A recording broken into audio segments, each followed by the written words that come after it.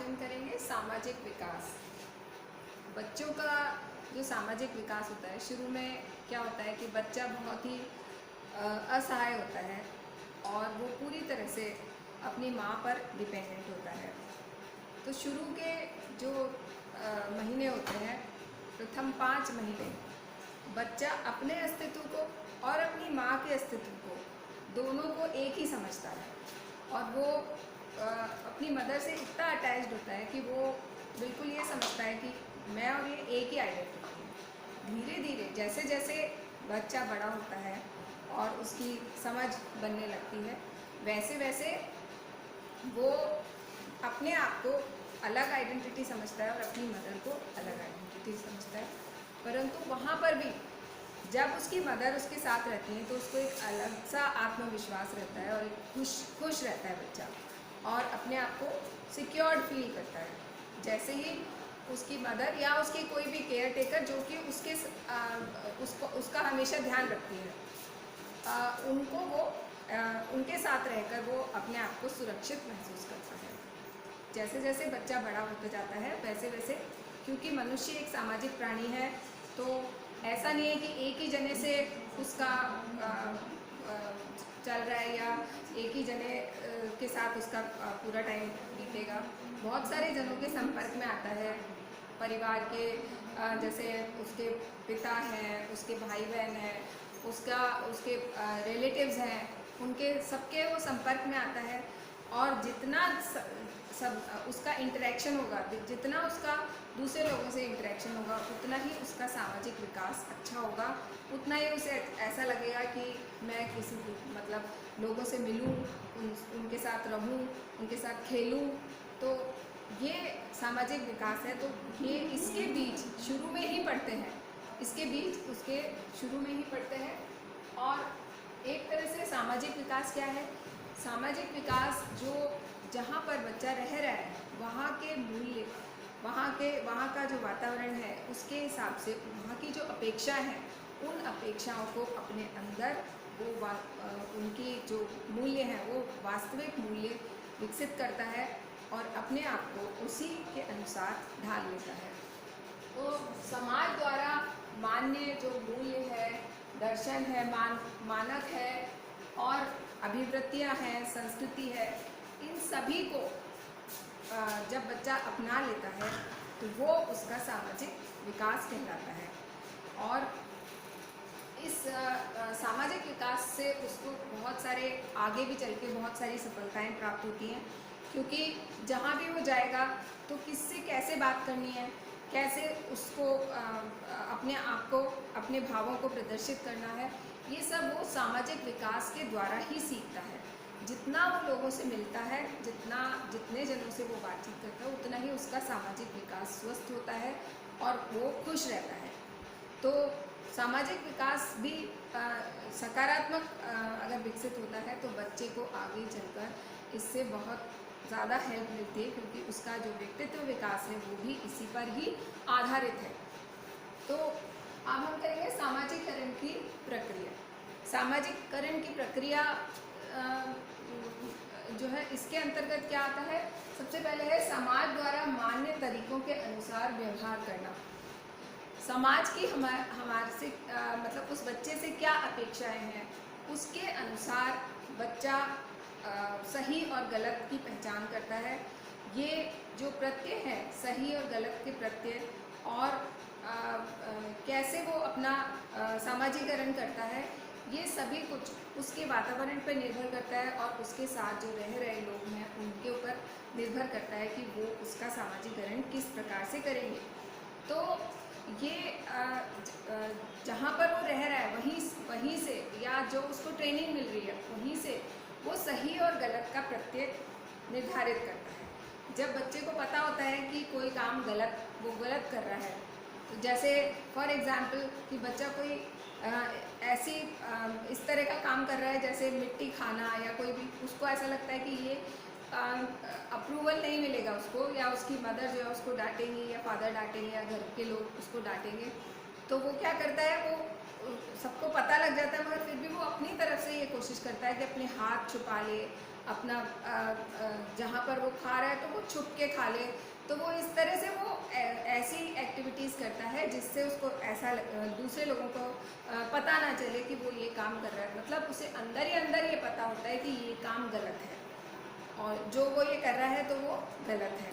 तो ये जो शुरुआत में जो ट्रेनिंग मिलती है बच्चों को ये ट्रेनिंग जो है वो आगे चलकर बच्चे का व्यक्तित्व के एक तरह से बीज पड़ते हैं बचपन में, तो वही आगे चल के फिर वो विकसित होते हैं।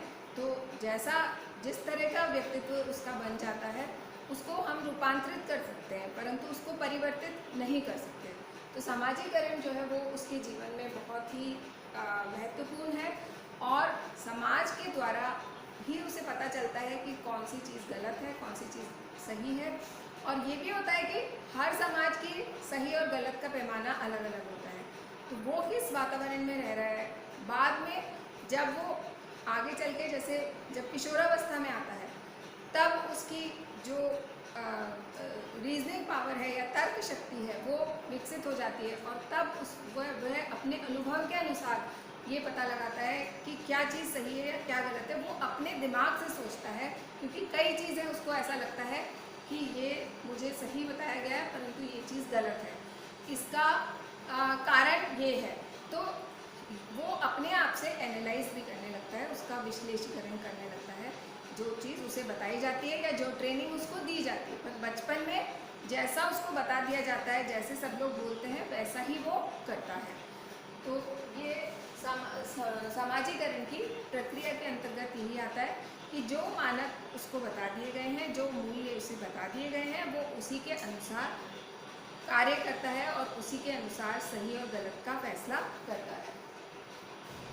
नेक्स्ट है समाज द्वारा अनुमोदित भूमिकाओं को अपनाना। समाज में हर व्यक्ति की अलग अलग भूमिका होती है, अलग अलग हर समय वो अलग अलग भूमिकाओं को निभाता है।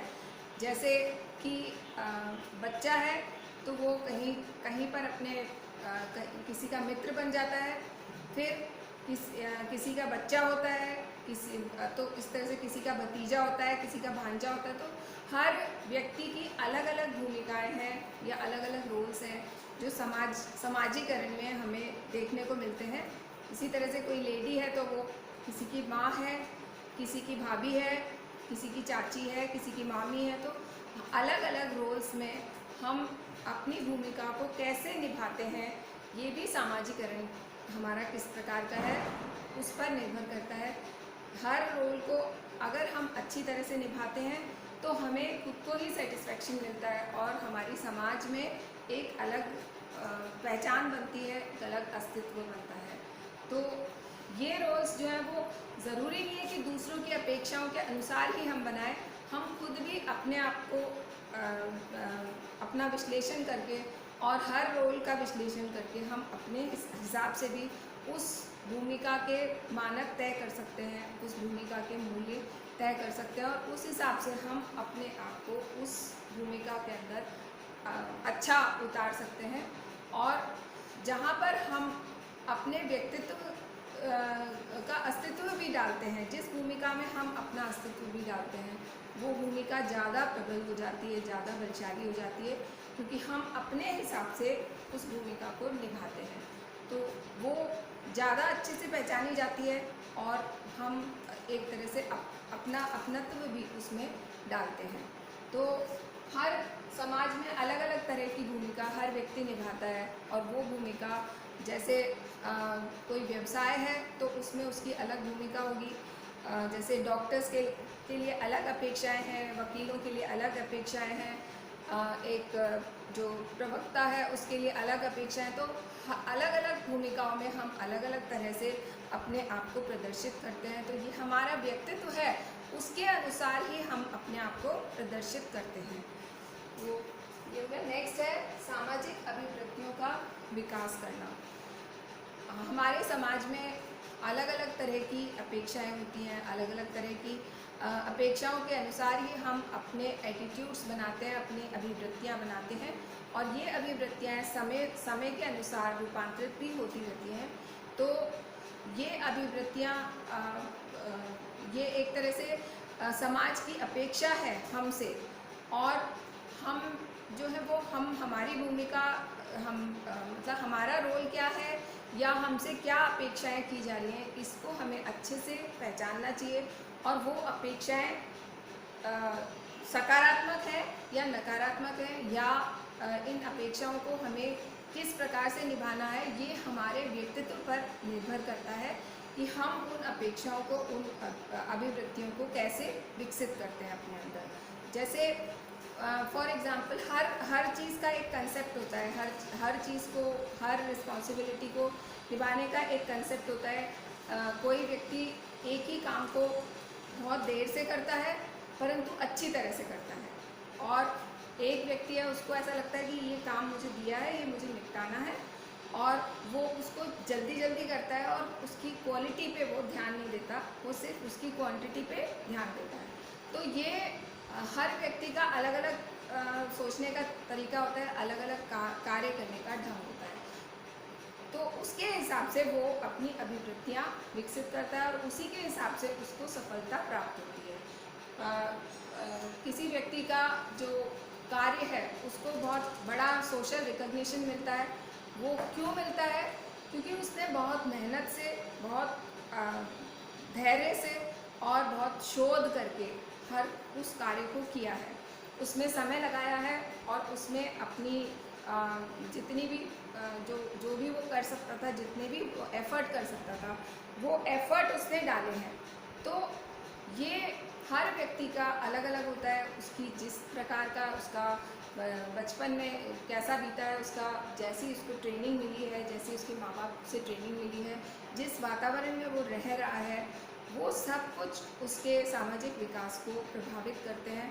और सामाजिक विकास जो है वो हर जगह व्यक्ति के काम आता है, जहाँ भी वो जाता है, जो भी वो कार्य करता है, चाहे वो अपने व्यवसाय में या फिर वो अपने घर में, परिवार में, जहाँ भी उसका अच्छा समायोजन होगा तो उसका व्यक्तित्व भी सकारात्मक विकसित होगा, और साथ ही साथ उसको एक अलग से संतुष्टि प्राप्त होगी कि वो जो भी कार्य कर रहा है उसमें उसको एक सेटिस्फेक्शन मिल रहा है।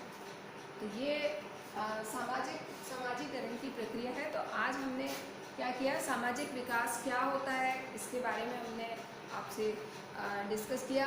और दूसरा, सामाजिकरण की प्रक्रिया क्या है, जिसमें समाज द्वारा मान्य तरीकों के अनुसार हम व्यवहार करते हैं। दूसरा, समाज द्वारा अनुमोदित भूमिकाओं को हम किस प्रकार से अपनाते हैं। और तीसरा, सामाजिक अभिवृत्तियों का किस प्रकार हम विकास करते हैं। Thank you. चालू भी